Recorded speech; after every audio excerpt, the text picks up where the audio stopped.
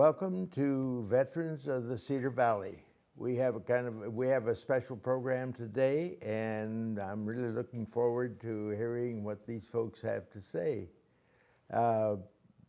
First, I'd like to introduce Kevin Dill, Director of the VA in Blackhawk County. Yeah. Kevin, I'd like to have you introduce your guests today. Sure. Thanks, Sid. So with us today is Stacy Albus. She works out of our office, which a lot of people know. She's one of our veteran service officers and really pretty much runs the office. Yeah. And then with us else is Melissa Miller. She is the Iowa Veterans Trust Fund Administrator and came all the way here from Des Moines. Okay. One of the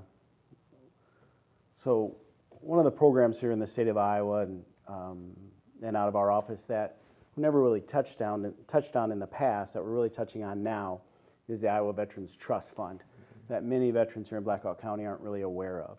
So Stacy, who administers the application process in our office, then sends that off to Melissa in Des Moines, who oversees that process. And they're going to talk about that today, just to educate veterans on another avenue that veterans can use if they're needing some assistance from our office or the state of Iowa for a number of things, whether it's education, car repair, fixing something at the house, modifying some things.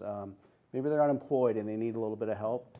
There's money available in what's called the Iowa Veterans Trust Fund. So Stacy and Melissa will talk about that today. Okay, good. I heard her presentation at the VA meeting, or the VFW meeting? VFW meeting, and that's the first that I had learned about it too. Yes, so Stacy. We're looking forward to hearing about the program, and please proceed if you'd like. Go ahead, Stacy. All right, so the Iowa Veterans Trust Fund is a state-run program to assist veterans who maybe are at a little bit lower income level. There's some qualifications they have to meet in order to receive funds through the trust fund. I don't know if you want to explain that process a little bit. The income guidelines? We do have, you have to be at 200% poverty level to be eligible for the program, and it's based on your family size. For example, family of two, I believe, is $2,021. However, if your family is on a set income, for example, if they're getting Social Security disability, and they're slightly over those income guidelines by $200, you could still be eligible for the program. We would just reduce your award amount by whatever amount you're over, as long as it does not exceed the amount you're requesting. Okay. And eligibility for the program, you did mention that, but expand on that a little bit about who's eligible. How do they become eligible for the program? The ones who are eligible, it's again income-based. You have to be at 200% poverty level, and then the veteran has to have an honorable discharge outside of, you have to have 90 days active duty service other than training to be eligible. And if you are a widow of a veteran, a deceased veteran, they are eligible as well. You just have to show a marriage certificate, a death certificate, something that would connect that widow with that veteran. And this is handled through the VA office then? That's your responsibility? Correct, yes. So we assist veterans in applying and completing the application, submitting all the required documents to Melissa, and a veteran service officer does have to sign off on the form. So you do need to come into your local VA office in order to have us sign off on the form and make sure all the paperwork is filled out correctly. But really, you know, if you come to our office, we help you fill it out, give you the direction you need. Like Kevin was saying, some of the areas that we've assisted veterans in applying are home repairs, car repairs, durable medical equipment, maybe assisting doing a little bit of remodeling for maybe a bathroom. Let's say you have a bathtub and now your mobility has changed and maybe you need a shower stall to get in and out of. Those are types of things we've helped veterans apply for. Also assisted veterans in applying for a reclining lift chair to help them get in and out of their chair easier at home.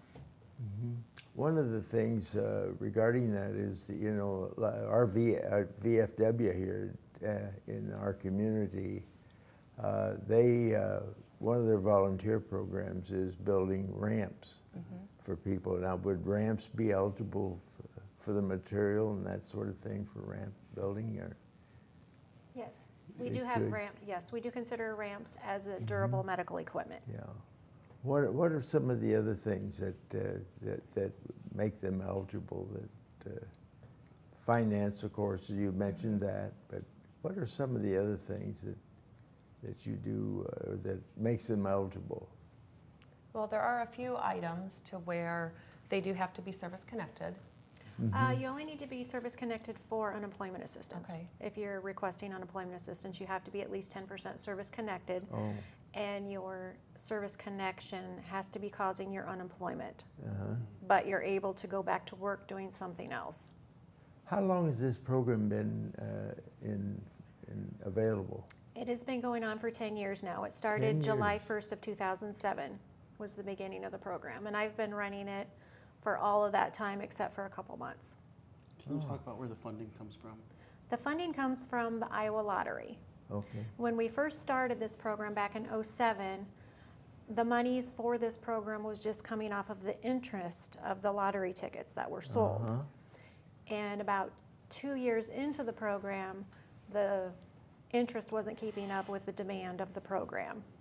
So we went back to legislation and asked the lottery if we could just get a set amount deposited to us. So for probably the first 3 years of the program, it was just monthly interest. And then we got to the point where we had to close some of the areas of assistance because we didn't have the funds to support all of the areas.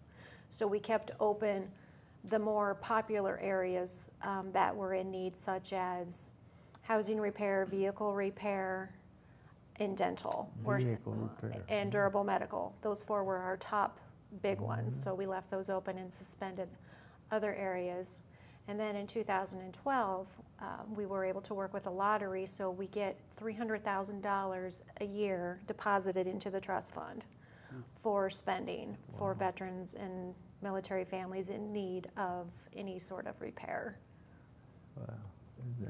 And we've helped currently we've helped, we're at over 1,300 veterans that we've helped in the state of Iowa. 1,300. Yep, and that's about $2.3 million going out to veterans, families, Wow. for vehicle repair, dental, medical, vision, durable medical equipment. I think we have 12 different areas of assistance available in this program. Is that right? Yep. And it's handled through the local VAs then? Yep, like you go. it is here? Yep. We ask them to go to their local county veteran affairs office just to see if there's any other county assistance that's available for them. And then they'll also help, Kevin and Stacy help also see if they're eligible for federal benefits, Okay. federal and county level. Okay. And then if they want state benefits, Stacy and Kevin send them to us for some of the state programs we offer.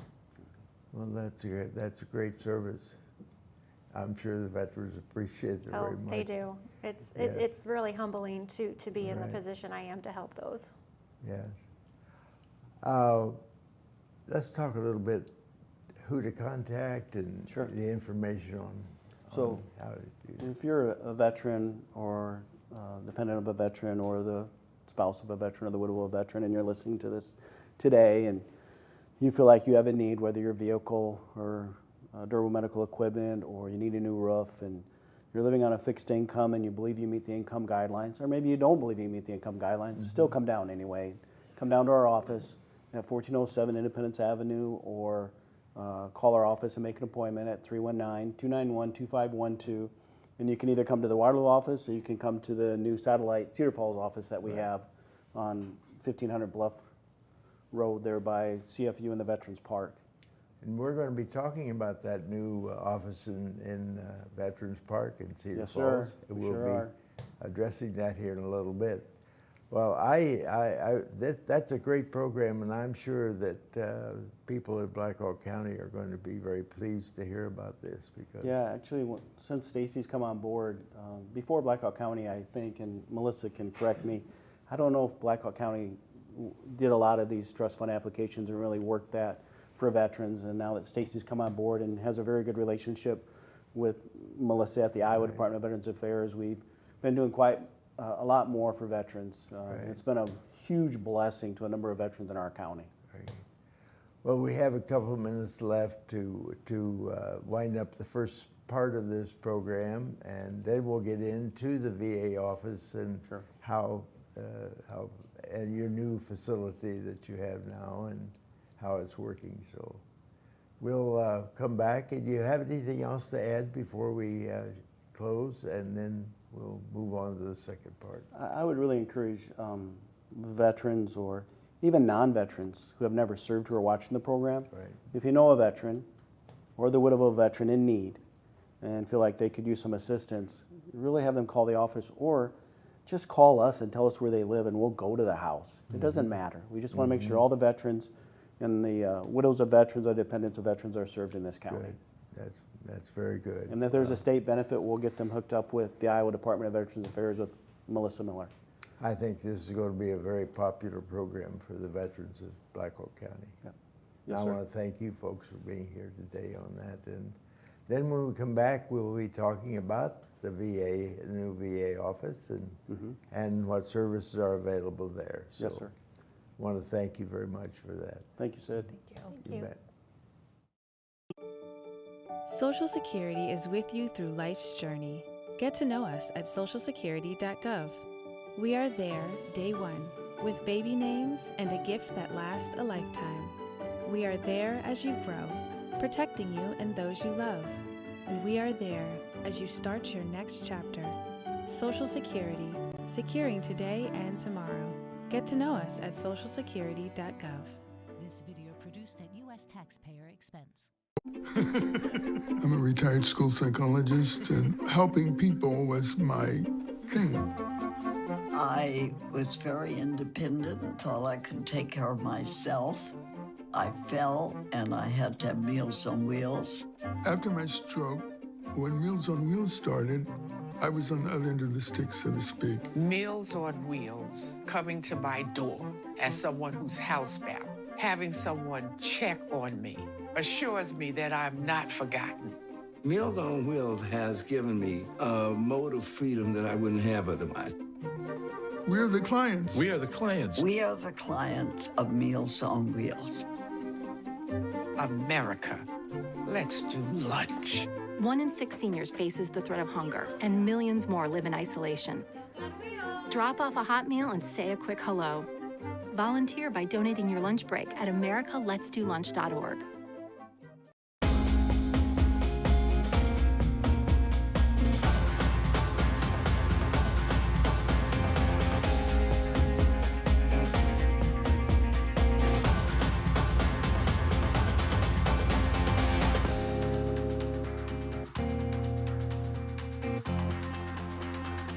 We connect here. We connect here. We connect here.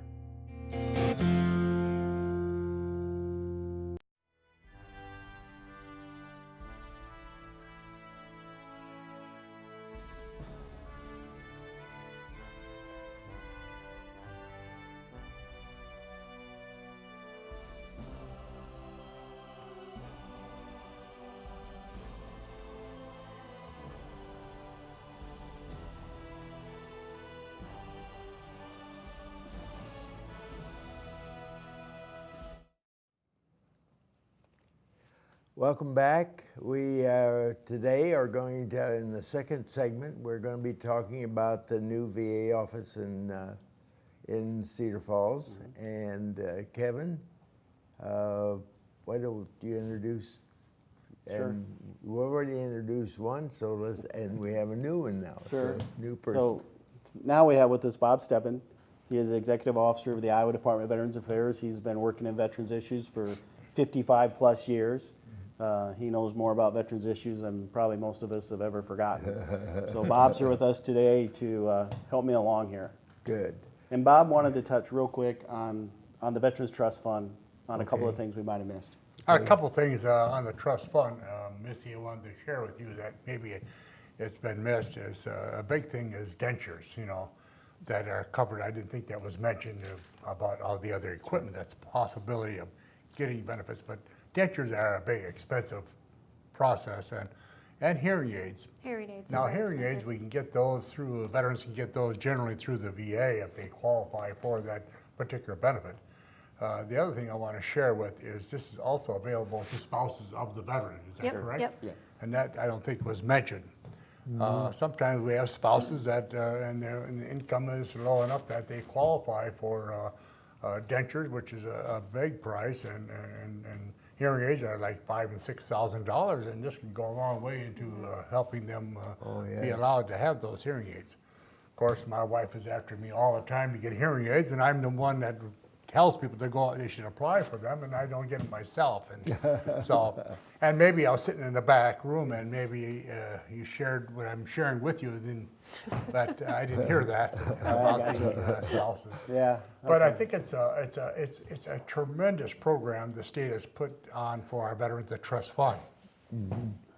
Yes, and I'd like to comment on that because I have a lot of people who contact me and ask me how do I get the hearing aids or how to become eligible for a hearing aid from the VA and that sort of thing. I served on the VA for 6 years as trustee, and that connection, that's why they asked me, I suppose, because of that. And a lot of them have been served. It's a good service. It's a tremendous program. And it's probably one that I'm going to have to request some of these days. When you get older. Yeah. Well, in the Tokyo hospital, when I was in the Korean War, the doctor told me when you're 60, you'll have to have a hearing aid, but he was wrong. But anyway, that's aside. But let's get to the new facility that we have, Kevin, and let's talk about that a little bit. Well, as you know, and many people here in Black Hawk County know, is we've really expanded here in the county. We've been blessed to see, we typically see close to 300 veterans a month, every month. But we were missing an area, as you know, Sid. We had a lot of folks here in the Cedar Falls area that couldn't always get all the way over to the northeast side of Waterloo to get the services they're entitled to seek. So we opened up a satellite office here in Cedar Falls, thanks to the mayor. And we opened that up last month. And we're just there on Fridays, as you can see on the screen. We're there on Fridays from 9 to 3 for now. But every Friday we've been very, very busy with the veterans coming in. And I think it's going to get busier and busier to the point where we're probably going to have somebody there every day all week. But that office is the same as our office in Waterloo. We offer the same services, whether you want to come down and look into enrolling in VA health care, or you want to look at a compensation for an injury or illness that you incurred in the service and it's still chronic today, or if you want to look at a pension, if you're over age 65 and you served in a wartime period you were in the service for 90 days and 1 day of that was in a wartime period and you're over age 65, or maybe you're under age 65 and you're on Social Security disability, you can look at a pension from the VA. Widows of veterans can come and look at pensions from the VA, and a number of services that we can talk about here. And Bob's here today with me to elaborate on all those services that veterans can be seeking and why they should come down and seek them. That you and I talk about a lot, about why you need to come to the VA office. And real quick, and Bob can elaborate on this with his 55 years of service, a couple reasons why you need to come, that I think you need to come. Not just for yourself, but to help veterans behind you. One is we really need to inform the state legislature that we need to keep veteran service officers in every county.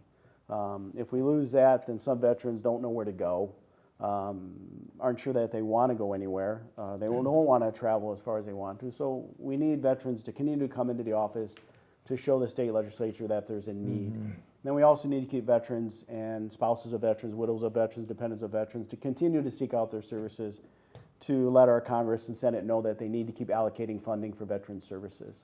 And Bob, you've been doing this a lot longer than I am, so you're welcome to educate our community. The outreach is the big thing for veterans and their spouses and dependents, and it's critical. We have 99 counties in the state of Iowa, and we put on a training twice a year for them to come and learn more and more things. And so the outreach there is great, but we have to do something with this outreach. And when the people go to the county, they have to have programs where they would advertise that we're going to have maybe a veteran supermarket or something. And of course, Kevin has done a great job in Black Hawk County. It's necessary and needy, and our veterans are deserving of these services, but they don't know where to go and how to go about getting those services. Right. Sometimes veterans say, oh, I didn't serve in the war. How do I get these benefits? I hurt myself doing something else. Maybe I was out running after a gopher and fell in a hole and hurt my ankle. Well, if it happens during your time in your military service and you have that problem now, the chronic problem of that ankle, they can file a claim for that. And possibly get benefits for that. Additional educational benefits, monetary benefits, treatment for that service at the VA hospital. And we cannot forget our widows of veterans. So many times we have veterans that have died, and maybe the veteran has never filed a claim before in his life. And we'll say that that lady lived with her husband up to his death and has been deceased for some time, and the veteran never applied for a benefit. We'll say that he served in Vietnam, for example. And we find out later on that that veteran died of a heart condition. Certain kinds of heart conditions are related to Agent Orange in Vietnam. And just recently, there was a gentleman came in, and his son came in and told me he was looking for benefits for his mother, who was getting elderly, and found out that the husband had died of a heart attack. And I said, show me that death certificate, and it showed the particular kind of heart condition called ischemic heart disease related to Vietnam. She could have been getting services for a long, long time. Not only did she get monetary benefits of $1,257 per month, but she'd get health insurance from the VA. She'd get $2,000 toward the burial of that veteran. And she get a property tax exemption. That's a new state law that anybody that's 100% disabled, or if the veteran dies of that service-connected condition, they can get property tax exemption. One of the things that I've run into when I encourage veterans to sign up, or let the VA know that they were veterans and provide the necessary. I have heard so many times people say, veterans say, no, I don't want to do that because I don't want to take the money away from some other veteran. Yes. We hear that all the time in our office. I'll bet you do. They're just too proud. And somebody else deserves it more than I do. Yes. I'm like, no, they don't. And usually I can reel them back in, and they're like, okay, what do I need to do? And well, Kevin and I have talked about this several times, but I heard it last night. Oh, I'm not going to sign up because I'll take money away from somebody. And That's usually just not the way it works. No, and I usually explain to the veteran, and typically they're Vietnam War, Korea, or World War II, who feel like, I did my time, I'm good. But I encourage them, if you don't want to do it for yourself, do it for your brother and sister who served behind you, so that we can continue to let our legislatures know that they need to keep allocating funding for VA purposes. So That's right. You're not taking it from them, you're actually adding to it. By coming in and applying for a benefit that you're entitled to, you are entitled to that benefit, and it does help the rest of our veterans who served by doing that. So you're not taking anything away. I always share a lot of times when I speak to groups of people, I tell them that you are my contacts because you have family members that are veterans, friends that are veterans, or you have neighbors that are veterans, even though you may not be a veteran, but you can spread the word that, hey, I heard about this program, and that's how you learn. You hear people speak, and some people don't come to these groups of outreach because they say, oh, I've heard it already, but there's always something you might hear different. And I want to assure you that people like Kevin Dill will go the full mile for them and try to reach out and find all these different avenues where they might be able to be helpful to them. And I constantly see veterans that are denied benefits or don't think they're eligible, and we go that extra step, we find out, hey, we have something. Hearing loss is a big one. Right. We have just a minute left, and Yes. First I want to say thank you for coming up all the way from Des Moines up here to be on our program today. And Kevin, thank you for your service and your employees. Yep, and thank you, Sid, for doing this. Yeah. I'd like to continue this program further to talk about the specific services that are available. Yes, sir. Because you've mentioned a lot today, and there are more that we need to talk about and inform people. Thank you for being here today. Thank you. Thanks, Sid. Thank you. Thank you. Thank you. And we'll be back with another program on the veterans of Cedar Valley.